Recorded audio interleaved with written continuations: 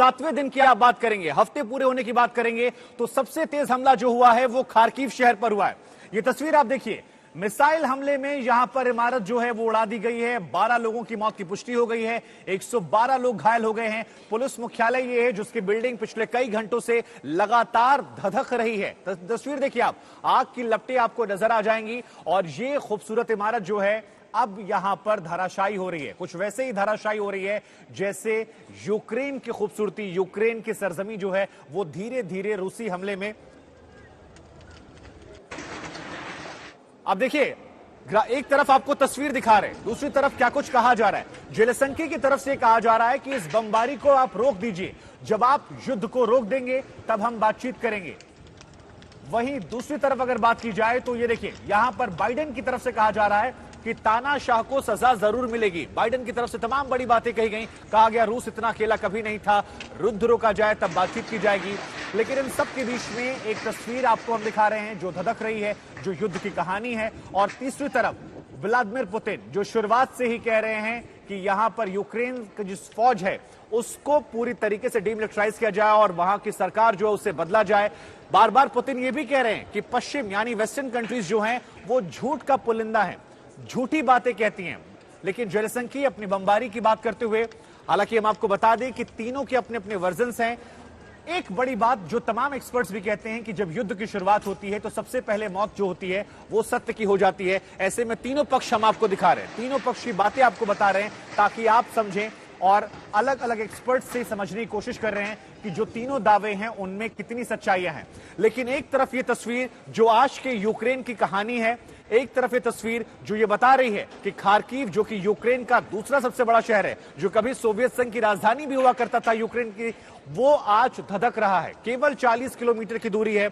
SVP Singh sir का analysis ये कहता है कि यहां पर 2014 में यूक्रेन की फौज ने खार्किव में रशिया का साथ उस तरीके से नहीं दिया था, बनस्पत इसके कि वहां पर रशियन बोलने वालों की तादाद ज्यादा थी। हो सकता है कि उसका यह बदला भी हो कि आपने हमारा साथ नहीं दिया था। लेकिन एक कहानी यह भी आती है क्योंकि दूसरा सबसे बड़ा शहर है और पुतिन के हाथ इन 7 दिनों में दिखाने के लिए कम से कम कुछ ऐसा बड़ा नहीं है जिससे बातचीत की टेबल पर अगर दोनों पहुंचते हैं तो बातचीत वहां पर हो और वहां पर रूस अपनी बात को दबाव बनाकर प्राथमिकता से रख सके। के सिन्हा सर भी हमारे साथ लगातार मौजूद हैं। के सिन्हा सर, खार्किव का जिक्र लगातार हम कर रहे हैं कि खार्किव पर हमला बहुत तेज हो गया। कई तरह के एनालिसिस सामने आ रहे हैं। ऐतिहासिक दृष्टिकोण से, इतिहास के दृष्टिकोण से बात की जाए, 2014 का जिक्र एसवीपी सिंह सर ने किया। 7 दिन में रशिया के पास कुछ ठोस नहीं है, इसका जिक्र आ रहा है। आपका एनालिसिस क्या कह रहा है? क्योंकि ये पुलिस मुख्यालय की जलती हुई बिल्डिंग यूक्रेन की आज की कहानी है, आज की यूक्रेन की हकीकत है जो पूरी दुनिया देख रही है। देखिए, जो पहले वेस्टर्न मीडिया का है जिससे हमारी मीडिया भी बहुत ज़्यादा प्रभावित है, हमारे सोचने वालों के बहुत प्रभावित हैं। कोई तो ये कह रहा था कि ये शायद 72 घंटे की लड़ाई है, 96 आवर्स की लड़ाई है। मैं डे 1 से ये कहता आ रहा हूँ अपनी मिलिट्री सोच से कि ये लड़ाई 15 से 20 दिन की, यदि कोई निर्णायक लड़ाई होगी तो 15 से 20 दिन से कम समय लगेगा। उसके पहले रेजिस्टेंस को कितना तोड़ दें, जो सीट ऑफ पावर है कीव की, वो कब खत्म हो जाए, वो मेरे अनुसार वो एक बहुत बड़ी टाइम फ्रेम वाइज उनके फेजेस ऑफ टाइम का एक बहुत बड़ा रक्षण के पक्ष में जाएगा। आप 7 दिन में कह रहे हैं, क्योंकि वह जो नाटो ने यह बताया, वेस्टर्न मीडिया ने यह बताया कि हम नहीं आएंगे मगर ये 72 घंटे की लड़ाई खत्म हो जाएगी। हम नहीं आते तो 48 घंटे में खत्म हो जाएगी। 2 लाख की फौज, वो भी एडवांस लोग, वो आप कहेंगे कि, और वो फ्रंट में बैटल नहीं लड़ते, वो बैटल नहीं लड़ते। हमारे भी फौज लड़ती है, हम अमृतसर में नहीं घुस जाते, हम वहां पर लड़ते हैं जहां बॉर्डरें हैं, वहां लड़ाइयां होती हैं। मगर आप अपने बैटल को अपने बिल्टअप एरिया में लेके आने, वो उनकी स्ट्रैटेजी है। वो अच्छी स्ट्रैटेजी है, खराब स्ट्रैटेजी है, वो बाद में देखी जाएगी। स्ट्रैटेजी साफ है।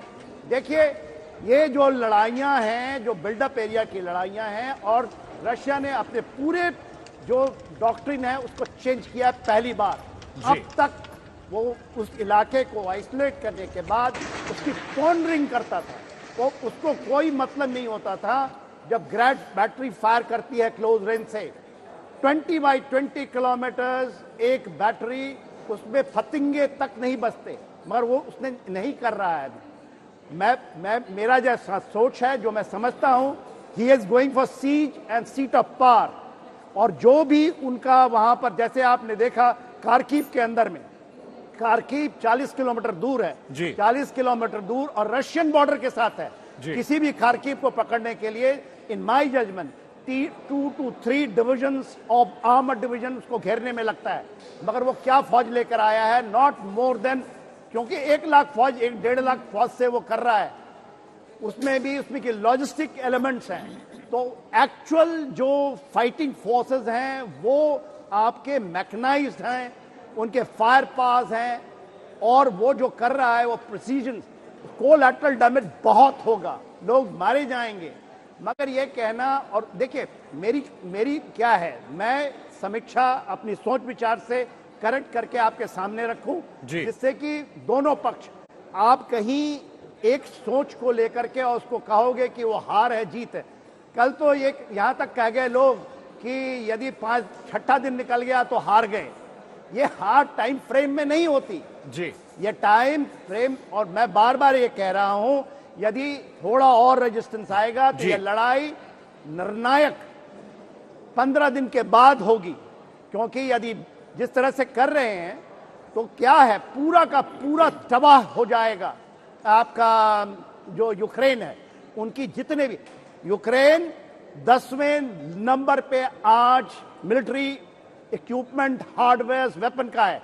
9 जो इसके हैं, जो वेस्ट में हैं। जी ठीक है सर, मैं आपके पास, जी जी 5 सेकंड, उनकी शेयर 50% ऊपर चली गई है और इनके पूरे के पूरे बर्बाद हो रहे हैं जी। तो कौन गेन कर रहा है इस लड़ाई से और कौन हार रहा है, वो आप यह भी नहीं, पोस्ट कॉन्फ्लिक्ट के बाद आप देखेंगे कि वर्ल्ड ऑर्डर चेंज हुआ है कि नहीं हुआ।